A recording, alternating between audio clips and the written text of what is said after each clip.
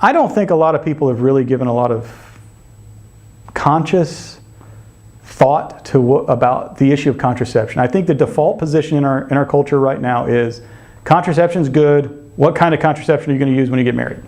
Or what kind of contraception are you going to have when you have sex with this person? And it's sold by our culture as, in fact, a mature decision that you would have safe sex, right? Because safe sex is where you don't get pregnant and you don't have a disease that's transferred between one person to the other. I would say the safest kind of sex, the only kind of safe sex, is permanently monogamous and permanently chaste before marriage and always chaste within marriage, always celibate before marriage and always monogamous in marriage. That's what safe sex is. Because that's the only way we can be sure that no disease is going to be given to one to the other person. And when there's an openness to the fact that now we're married and children might come, guess what? There's no fear of a child. And before contraception ever set in, there was no concept of an unwanted child or an unwanted pregnancy. There was no concept of it. Because everybody understood the natural consequence to having sex was, we might get pregnant. And so now people think, oh my goodness, it's an unwanted child. Well, where did this concept come from? Well, let's do a little historical study. Back in the 1930s, what was interesting was in the United States, contraception was illegal. Most people didn't know this, but contraception was illegal.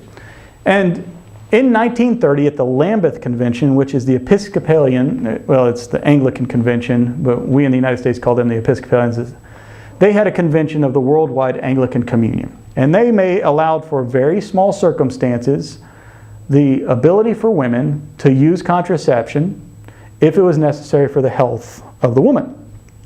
And what ended up happening was that cracked the door in Christianity. And lo and behold, by 1960, 30 years later, every single Christian church and denomination had allowed for contraception except for the Catholics.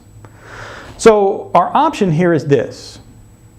All of Christianity was wrong for 1930 years, and the Catholic Church is still wrong today. Or all of Christianity had it right until 1930, and the Catholic Church has it right still today.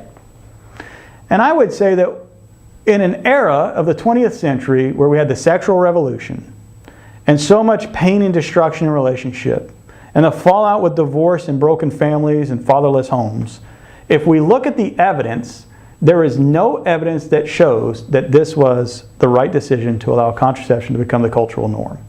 Now, why is that?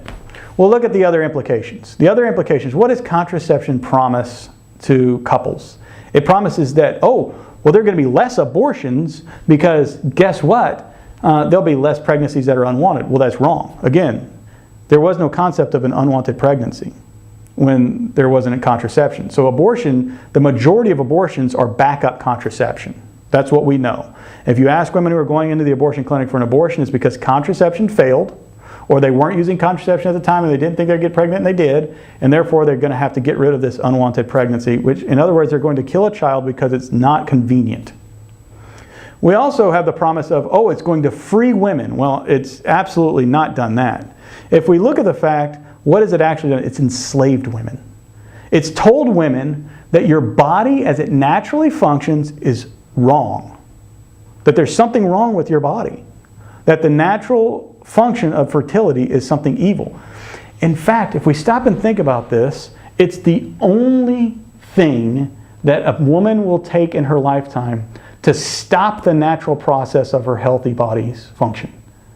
Any other medicine that's given restores the natural healthy functioning of that body. If you have a headache, what's the matter? Something's wrong. You take medicine to try to fix this pain because the pain is a sign that something is wrong in your body. When you go have surgery, it's because something is wrong. You're trying to restore the health, the natural functioning of the body. Well, contraception reverses that. Well, it also says, well, we have to look at it from the perspective of there's too many people on this earth. Well, that's wrong too. In fact, what we know now is, culturally speaking, we're in a demographic slide where there are so many people who are aging and not enough young people who are entering, especially in countries in Western Europe and North America in some respects.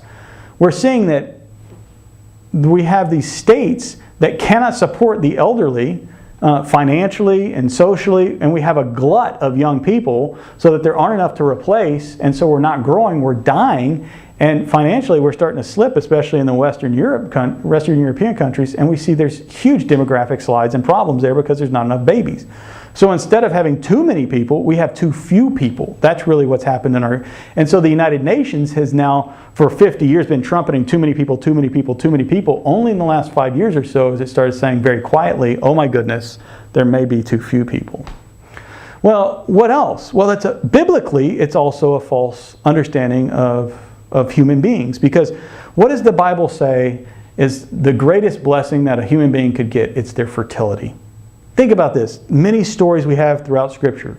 Abraham and Sarah, who are promised in their elderly age they're going to have a child, that their fertility is going to be restored.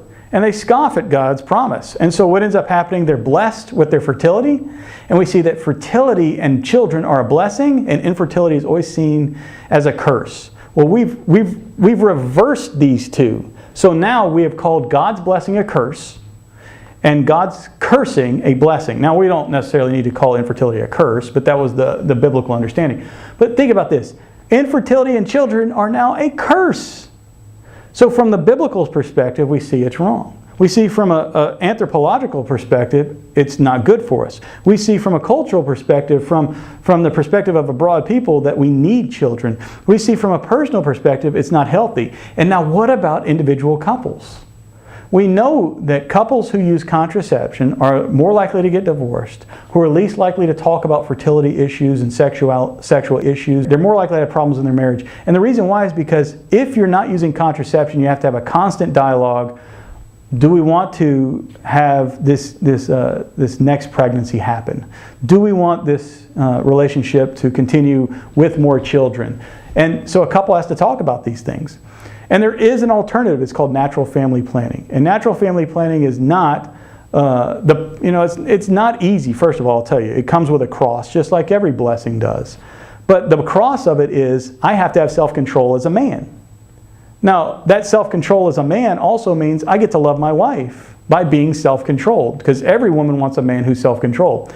I guarantee you right now, if you're considering marriage and you are not having control over your sexuality, you're going to have huge struggles in your marriage. I see it day in and day out, again and again. Because right now, what has our culture taught? That women are objects for men sexually. And that men are out there just to conquer them. And it's a pornographic understanding of sexuality. And when we enter marriage with this kind of understanding that my wife is merely there to sexually satisfy me, guys, you're going to struggle. You're absolutely going to struggle. And this is where contraception and pornography actually are two sides of the same coin. Because they take sex and they say, baby's over here, sex over here. Leave the babies out of it. So what is sex about? Well, it might be about a couple having fun together, feeling good together, and it might even have a small definition of love, that is, we choose to feel good together. But really, ultimately, if it takes the baby part out of it, then it's about my pleasure. Now, pleasure is a natural byproduct of sex, and God built it in so that two people would have sex, and it can be a pleasurable experience, but it's not the point of sex. It's not the grand scheme of sex. And so if we make sex just about pleasure, we've made it pornographic. And when sex becomes pornographic, then all it means is I get to feel good, and it's not about the other person. And then if it's not about the other person, it's not about love. Contraception leads to pornographic sex because it's selfish. And ultimately, contraception does nothing good for anybody. There's no underlying basis for it. So why do so many Catholics still use contraception? It's because they're afraid.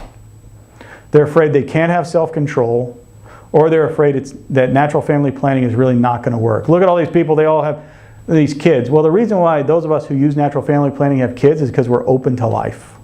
And when you're open to life and you have a child and you say, this is the most beautiful, amazing, powerful thing I've ever seen happen, is this child was created with God's help, holy cow, how can I not be open to having more of that? And that's why contraception really just kind of robs the thunder of a married relationship. And it's really the underlying reason why we're having so many problems in our culture.